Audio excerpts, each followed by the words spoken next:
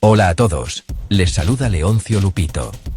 Cuando Javier Milei entró en la Casa Rosada el 10 de diciembre de 2023, no solo estaba heredando un país, estaba heredando una catástrofe. Argentina era una nación ahogada en sus propias contradicciones económicas, un lugar donde imprimir dinero se había convertido en la función principal del Estado. Los números pintaban un panorama sombrío, un diagnóstico terminal para una economía que llevaba décadas enferma. Hablábamos de una tasa de inflación anual que superaba el 200%, una cifra que había convertido cada visita al supermercado en un juego de ruleta financiera. Los ahorros de la gente se evaporaban ante sus ojos, y el peso valía menos que el papel en el que estaba impreso. Esto no era una crisis cíclica, era el fracaso espectacular de un modelo populista que se había quedado sin dinero ajeno para gastar. La administración anterior había dejado un agujero fiscal de proporciones épicas. El Estado gastaba mucho más de lo que ingresaba, y la brecha se estaba tapando simplemente encendiendo la máquina de imprimir billetes en el Banco Central. Esto no era una teoría económica compleja, era la receta más básica para el desastre. Imaginad que vuestra familia gasta el doble de sus ingresos cada mes y lo paga con una tarjeta de crédito sin límite. Tarde o temprano, la factura llega. Para Argentina, esa factura era la hiperinflación, una tasa de pobreza que se acercaba al 45% y una compleja red de controles de divisas que había estrangulado cualquier esperanza de inversión o crecimiento genuino. El país estaba, de hecho, en bancarrota, aislado de los mercados globales y atrapado en un círculo vicioso de deuda y decadencia. En este telón de fondo de caos absoluto, una figura que parecía más una estrella de rock que un político irrumpió en el escenario. Javier Milei, con su cabello alborotado y su chaqueta de cuero, no solo prometía un cambio de política, estaba predicando una revolución. Su símbolo era la motosierra, una metáfora brutal y poco sutil de lo que planeaba hacer con el inflado e ineficiente Estado argentino. Hablaba de la casta, una élite política y empresarial a la que acusaba de enriquecerse mientras el país se desmoronaba. Su victoria no fue solo un cambio político, fue un grito desesperado de una sociedad que finalmente había tenido suficiente. Los argentinos no votaron por un candidato, votaron por un último esfuerzo para sacar al país del abismo. El desafío al que se enfrentaba Milei era, sin exagerar, monumental. Tenía que desmantelar un sistema que llevaba generaciones arraigado, una cultura de dependencia estatal e irresponsabilidad fiscal que estaba tejida en el propio tejido de la sociedad. Tenía que realizar una cirugía radical sin anestesia, sabiendo muy bien que el tratamiento sería increíblemente doloroso antes de que cualquier cura potencial pudiera surtir efecto. La pregunta en la mente de todos no era si el viejo modelo había fallado, eso era dolorosamente obvio para todos. La verdadera pregunta era si el experimento radical y no probado de Milei podría funcionar, o si simplemente empujaría a una nación ya de rodillas a un colapso total e irreversible. Desde su primer día en el cargo, Javier Milei dejó claro que su motosierra no era solo un objeto de campaña. Su enfoque fue el de una terapia de choque económico, una serie de medidas drásticas diseñadas para cauterizar de inmediato las heridas fiscales del país. El mantra central era «no hay plata». Esta frase sencilla y brutal se convirtió en la justificación de cada recorte, cada reforma y cada ajuste doloroso. El primer acto simbólico fue reducir el número de ministerios de 18 a solo 9. Departamentos como Cultura, Educación y Trabajo se fusionaron en un único y extenso Ministerio de Capital Humano, una medida que señalaba un cambio fundamental en las prioridades del gobierno y en su propia estructura. El centro del plan era atacar la causa principal de la inflación, el enorme déficit fiscal financiado por el Banco Central. Para lograr el déficit cero, o un presupuesto equilibrado, el gobierno lanzó un ataque en dos frentes. La primera parte fue una devaluación masiva de la moneda. El tipo de cambio oficial se modificó abruptamente de alrededor de 400 pesos por dólar a más de 800. Fue una píldora amarga de tragar, ya que duplicó inmediatamente el precio de los bienes importados y envió una onda de choque inflacionaria a través de la economía. La tasa de inflación mensual de diciembre de 2023 se disparó a 25.5%, una cifra aterradora que representó el doloroso, pero, en opinión del gobierno, necesario sinceramiento o corrección de precios distorsionados. Junto a la devaluación, llegó la motosierra en sí, una serie brutal e indiscriminada de recortes de gastos. El gobierno anunció la paralización total de todos los nuevos proyectos de obras públicas en todo el país. Carreteras, puentes y proyectos de vivienda que estaban planeados, o en sus primeras etapas, quedaron congelados indefinidamente.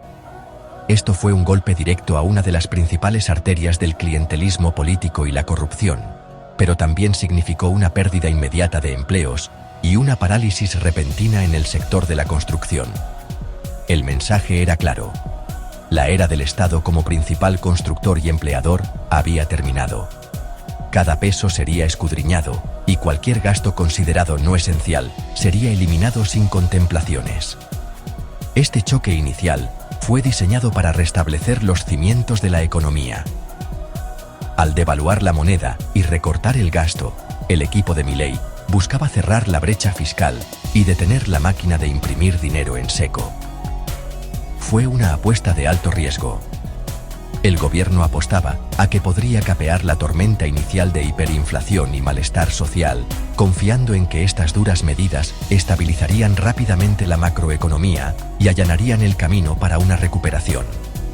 Fue una declaración de guerra al viejo orden económico, y los primeros meses serían una prueba brutal de la tolerancia del pueblo argentino al dolor y de su fe en la promesa de un futuro diferente. El plan motosierra no fue algo sutil ni con matices, fue un ataque frontal al gasto público en todos los ámbitos. El objetivo era achicar el Estado a una velocidad nunca antes vista en la historia argentina. Uno de los recortes más importantes fue la eliminación de las transferencias discrecionales a los gobiernos provinciales. Durante décadas, el gobierno nacional había usado estos fondos como una herramienta política, premiando a los gobernadores aliados y castigando a los opositores. Milei cerró el grifo. Esto obligó a los líderes provinciales, muchos de ellos de la oposición, a implementar sus propias medidas de austeridad, creando un efecto dominó de recortes presupuestarios en educación, salud e infraestructura local en todo el país.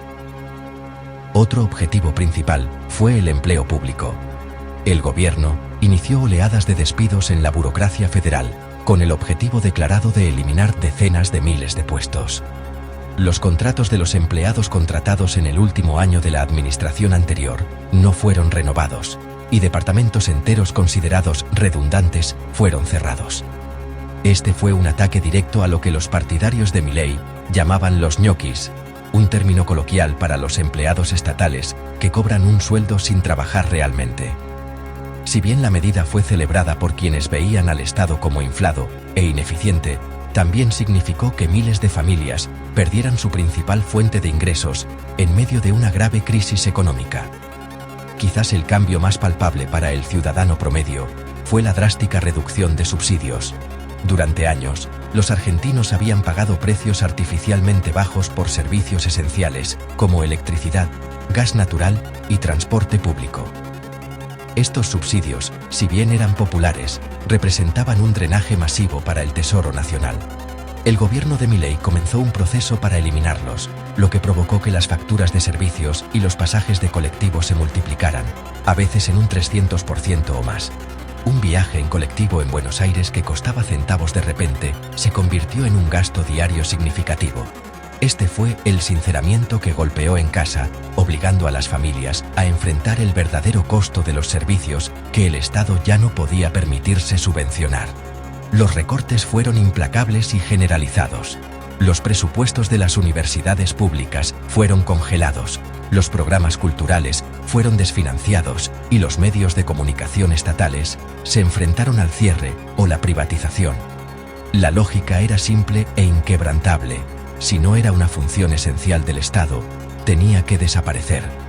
Por ejemplo, la Agencia Nacional de Promoción Turística fue desmantelada, con el gobierno argumentando que las empresas privadas deberían ser responsables de su propia comercialización. Cada decisión se enmarcaba a través del lente de la responsabilidad fiscal. Esta fue la motosierra, en su forma más pura, ruidosa, destructiva, y con el objetivo de remodelar fundamentalmente la relación entre el pueblo argentino y su gobierno. Más allá de los recortes presupuestarios inmediatos, la revolución de Milei buscaba alterar permanentemente el marco económico y legal del país. Los instrumentos principales para esta transformación fueron dos paquetes legislativos de gran alcance: el Decreto de Necesidad y Urgencia, o DNU, 70/2023, y el proyecto de ley ómnibus conocido como Ley de Bases y Puntos de Partida para la Libertad de los Argentinos. Estas no eran leyes simples, eran intentos de reescribir décadas de política intervencionista argentina de una sola vez. El DNU, emitido pocos días después de asumir el cargo, fue un gigante que contenía más de 300 artículos que desregularon vastas áreas de la economía de la noche a la mañana. El decreto apuntó a innumerables regulaciones que el gobierno consideraba impedimentos para los mercados libres. Por ejemplo, derogó la ley de alquileres, que había regulado fuertemente los contratos de alquiler, estableciendo límites a los aumentos de precios y la duración de los contratos. De la noche a la mañana, el mercado de alquileres se liberalizó, permitiendo a propietarios e inquilinos negociar los términos libremente. También desmanteló las regulaciones sobre planes de salud privados, precios de billetes de avión y tarifas de tarjetas de crédito. La filosofía era clara: eliminar al Estado de las transacciones privadas y dejar que la oferta y la demanda dictaran los términos. Para sus partidarios, esto era una liberación largamente esperada de la asfixia burocrática. Para los críticos, era un movimiento peligroso que dejaba a consumidores y trabajadores desprotegidos. La Ley de Bases, o Ley Bases, era aún más ambiciosa. Este enorme proyecto de ley, que el gobierno envió al Congreso, buscaba otorgar al presidente poderes legislativos especiales en asuntos económicos y administrativos. Propuso la privatización de numerosas empresas estatales, incluyendo la Aerolínea Nacional, Aerolíneas Argentinas, el Servicio de Correos y el Sistema Ferroviario Público. El argumento era que estas empresas eran fuentes crónicas de déficit fiscal e ineficiencia, y que serían mejor gestionadas por el sector privado. El proyecto de ley fue una declaración de intenciones para reducir fundamentalmente el papel del Estado como participante directo en la economía. El camino para estas reformas fue de todo menos fácil. El DNU enfrentó desafíos legales inmediatos y fue parcialmente anulado por los tribunales y rechazado por el Senado. La Ley de Bases se convirtió en objeto de una batalla prolongada y encarnizada en el Congreso, donde el partido de Milei, La Libertad Avanza, era una pequeña minoría. El proyecto de ley original tuvo que ser despojado y negociado, línea por línea, con fuerzas políticas más moderadas. Este proceso expuso el marcado contraste entre las ambiciones radicales de Milei y las realidades políticas de gobernar sin mayoría legislativa. La lucha por estas reformas se convirtió en el drama central de su temprana presidencia, una prueba de su capacidad para traducir su mandato electoral en un cambio duradero. Los resultados de la terapia de shock de Milei crearon una realidad de pantalla dividida para la economía argentina. Por un lado, los indicadores macroeconómicos comenzaron a mostrar signos de lo que el gobierno celebró como un giro histórico. Después de más de una década de déficits crónicos, Argentina logró un superávit fiscal en los primeros meses de 2024. Por primera vez en muchísimo tiempo, el gobierno estaba recaudando más dinero del que gastaba. Este logro, celebrado por la administración como un milagro económico, fue el resultado directo de los brutales recortes de gastos y el aumento de los ingresos fiscales por el pico inflacionario inicial. Los mercados tomaron nota y el riesgo país comenzó a caer. La victoria más celebrada fue en el frente de la inflación. Después del pico inicial del 25,5% en diciembre de 2023, la tasa de inflación mensual comenzó un descenso constante y dramático. Cayó a un solo dígito para la primavera de 2024 y continuó su tendencia a la baja, alcanzando niveles no vistos en años. Esta fue la promesa central de la campaña de Milei, cumpliéndose en tiempo real. Al detener la financiación del déficit con pesos recién impresos, el gobierno había logrado romper la espalda de la espiral inflacionaria. El Banco Central, una vez el motor del caos monetario, comenzó a reconstruir sus reservas, un paso crucial hacia la estabilización de la moneda y la restauración de una apariencia de previsibilidad en la economía. Sin embargo, el otro lado de la pantalla mostraba una imagen mucho más oscura, una recesión profunda y dolorosa. Las mismas políticas que produjeron el superávit fiscal también habían aplastado la demanda interna. Con los salarios muy por debajo del estallido inicial de inflación, las obras públicas congeladas y los subsidios eliminados, la gente simplemente dejó de gastar dinero. La industria de la construcción colapsó, con una caída de la actividad de más del 40%. La producción manufacturera disminuyó drásticamente a medida que las fábricas producían menos debido a las ventas en picada. Las tiendas minoristas vieron desaparecer sus ingresos y muchas pequeñas empresas que habían sobrevivido años de crisis finalmente se vieron obligadas a cerrar sus puertas para siempre. La economía se estaba estabilizando, pero también se estaba paralizando. Esta contracción fue la consecuencia inevitable del ajuste, la parte de recesión de la recuperación, en forma de V, que prometió el gobierno. Si bien la inversión comenzó a mostrar algunos signos tímidos de vida, atraída por la nueva estabilidad macroeconómica, el consumo permaneció en un congelamiento profundo. El FMI, si bien elogió la disciplina fiscal del gobierno, advirtió repetidamente sobre la calidad y sostenibilidad del ajuste, instando a la administración a proteger a los más vulnerables. El país estaba atrapado en una dolorosa paradoja.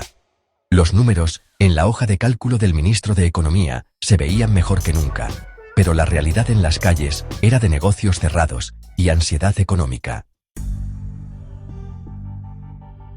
El ajuste económico, aunque celebrado en los círculos financieros, cayó como una bomba en la vida diaria de los argentinos comunes. La combinación de la devaluación masiva y la eliminación de subsidios desató lo que se denominó un efecto licuadora sobre el poder adquisitivo. Los salarios y las pensiones, especialmente en el sector formal, fueron diezmados. Mientras los precios de los alimentos, el transporte y los servicios públicos se dispararon, los ingresos se mantuvieron estancados o, honestamente, crecieron a un ritmo mucho más lento. El resultado fue un empobrecimiento dramático y repentino de gran parte de la población, incluyendo familias de clase media que nunca antes habían experimentado tales dificultades. La sensación era como correr en una cinta que se aceleraba mientras uno se debilitaba. Esta erosión de los ingresos llevó a un fuerte aumento del conflicto social. Los principales sindicatos, que habían estado relativamente tranquilos durante los últimos años del gobierno anterior, a pesar de la creciente inflación, ahora salieron a las calles. Organizaron huelgas generales masivas y manifestaciones, paralizando el país para protestar por los despidos, los recortes salariales y la retórica antisindical del gobierno. Los movimientos sociales informaron de una explosión en la demanda en los comedores comunitarios, ya que cada vez más familias se encontraban incapaces de permitirse una canasta básica de alimentos. El tejido social, ya desgastado por años de crisis, estaba siendo llevado a su punto de quiebre. Curiosamente, las métricas oficiales de pobreza presentaban un panorama más complejo y debatido. Si bien el shock inicial, sin duda empujó a más personas por debajo de la línea de pobreza, algunos datos publicados más tarde en 2024 sugirieron una tendencia sorprendente. Según algunas mediciones, después del pico inicial, la tasa de pobreza comenzó a disminuir, particularmente la pobreza extrema. Los partidarios del gobierno atribuyeron esto a la rápida caída de la inflación, que detuvo la erosión diaria de los ingresos para los sectores más pobres que operan en una economía monetaria. Los críticos, sin embargo, cuestionaron la metodología y argumentaron que estas cifras no capturaban la magnitud total del deterioro social y la nueva pobreza entre la clase media. El panorama social se polarizó profundamente. Por un lado, estaban aquellos que veían las dificultades como un sacrificio necesario, una medicina amarga que debía tragarse para curar una enfermedad terminal. Se aferraban a la esperanza de que este dolor fuera temporal y llevara a un futuro más brillante de estabilidad y crecimiento. Por otro lado, estaban aquellos que sentían que estaban siendo castigados injustamente, víctimas de un experimento económico que beneficiaba a los ricos mientras destruía los medios de vida de trabajadores y jubilados. Argentina se convirtió en un país que vivía dos experiencias diferentes. Una de esperanza para una recuperación impulsada por el mercado, y otra de lucha diaria por la supervivencia. Javier Milei puede haber ganado la presidencia con un contundente 56% de los votos, pero asumió el cargo con una de las bases legislativas más débiles de cualquier presidente en la historia argentina moderna. Su partido, La Libertad Avanza, ocupaba solo una pequeña fracción de los escaños, tanto en la Cámara de Diputados como en el Senado. Esta realidad política creó un choque inmediato y fundamental entre el mandato radical de cambio del presidente y la mecánica institucional de una democracia. Él tenía la motosierra, pero el Congreso controlaba la red eléctrica. Esto significaba que cada reforma importante, especialmente la ambiciosa Ley de Bases, requeriría un proceso largo, complicado y a menudo frustrante de negociación. El enfoque inicial de la administración Milei fue de confrontación. El presidente y sus ministros a menudo se referían a los legisladores que se oponían a sus medidas como miembros de la casta, acusándolos de defender sus propios privilegios en lugar de los intereses del pueblo. Esta retórica, aunque popular entre su base, no hizo mucho para construir los puentes necesarios para aprobar leyes complejas. La versión ómnibus original de la Ley de Bases fue derrotada en el Congreso precisamente porque el gobierno no estaba dispuesto a ceder en artículos clave. Fue una dura lección en el arte de la política. Una victoria electoral aplastante no te otorga poderes dictatoriales. Tras esta derrota inicial, el gobierno se vio obligado a cambiar su estrategia. Adoptaron un enfoque más pragmático, dividiendo el enorme proyecto de ley en partes más pequeñas y entablando negociaciones minuciosas con los llamados gobernadores y legisladores de la oposición dialoguista. El precio de su apoyo fueron las concesiones.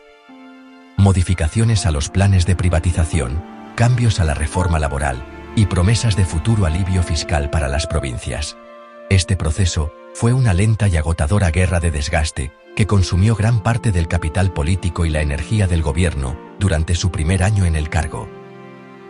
Esta lucha constante con el Congreso resalta el desafío político central para el proyecto de Milei. ¿Puede un presidente con una agenda revolucionaria tener éxito sin una estructura de partido político que lo respalde?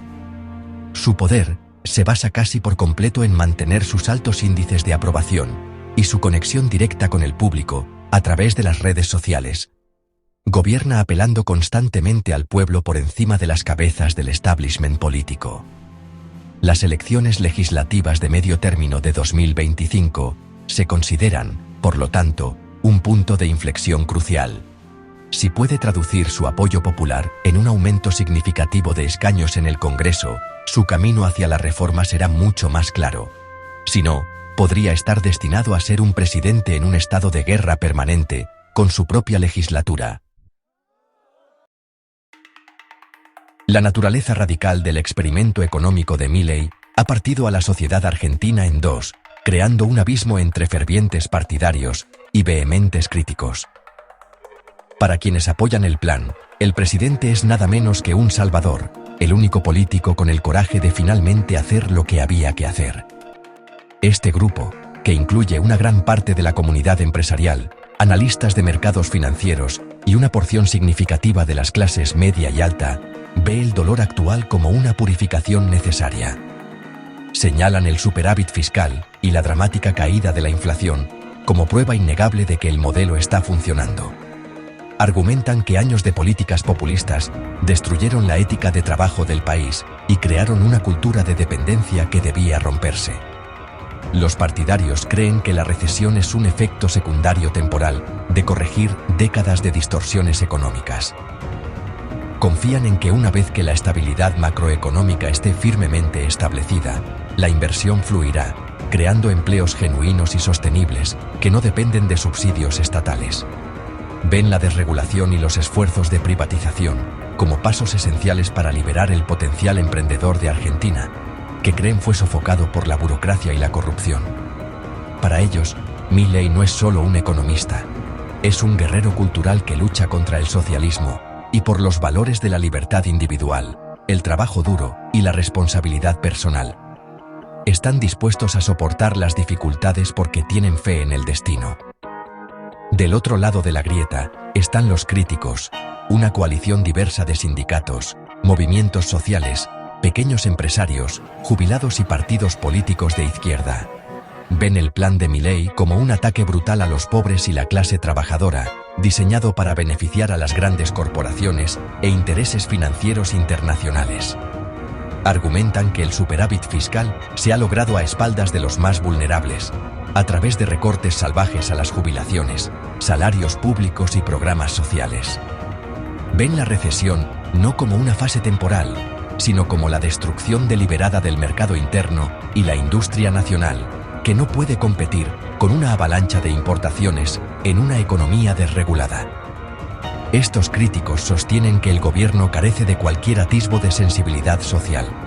Señalan el cierre de comedores, la desfinanciación de la educación pública y los despidos masivos en el sector público como evidencia de un profundo desprecio por el papel del Estado en la protección de sus ciudadanos. Argumentan que si bien la inflación ha caído, ha sido a costa de una transferencia masiva de riqueza de los trabajadores al capital. Para ellos, la motosierra no es una herramienta de liberación sino un arma de destrucción social, y temen que el resultado a largo plazo sea un país más desigual y polarizado, con una red de seguridad social permanentemente debilitada y una soberanía nacional disminuida. A medida que Argentina se adentra más en este territorio económico desconocido, el gobierno de Javier Milei camina por una cuerda floja muy precaria. La fase inicial del experimento ha tenido éxito en lograr su objetivo principal: domar el monstruo de la hiperinflación y lograr un equilibrio fiscal. Esto no es poca cosa en un país con la historia de Argentina. Sin embargo, este éxito ha tenido un coste enorme, sumiendo al país en una recesión severa y creando dificultades sociales generalizadas. El camino a seguir está ahora plagado de preguntas críticas y desafíos inmensos que determinarán si esta terapia de choque conduce a una recuperación sostenible o a una crisis más profunda. La pregunta más inmediata es sobre la sostenibilidad del ajuste y la paciencia de la gente. ¿Cuánto tiempo puede el gobierno mantener el apoyo popular mientras la economía se contrae y el desempleo aumenta? Todo el proyecto depende de la creencia de que la recuperación en forma de V está a la vuelta de la esquina, que la inversión y el crecimiento del empleo se materializarán antes de que se agote la tolerancia social. Si la recuperación se retrasa o si no logra ser inclusiva, el apoyo político que ha sostenido a Milei a través del dolor inicial podría evaporarse rápidamente. El gobierno está en una carrera contra el tiempo, necesitando mostrar mejoras tangibles en la economía real, empleos, salarios y actividad, antes del próximo ciclo electoral importante. Otro gran desafío es político. ¿Puede Milei construir una coalición estable en el Congreso para aprobar la segunda generación de reformas estructurales necesarias para consolidar su modelo? La terapia de choque inicial se implementó en gran medida por poder ejecutivo, pero los cambios a largo plazo en el sistema tributario, las leyes laborales y el sistema de pensiones requerirán un amplio consenso legislativo.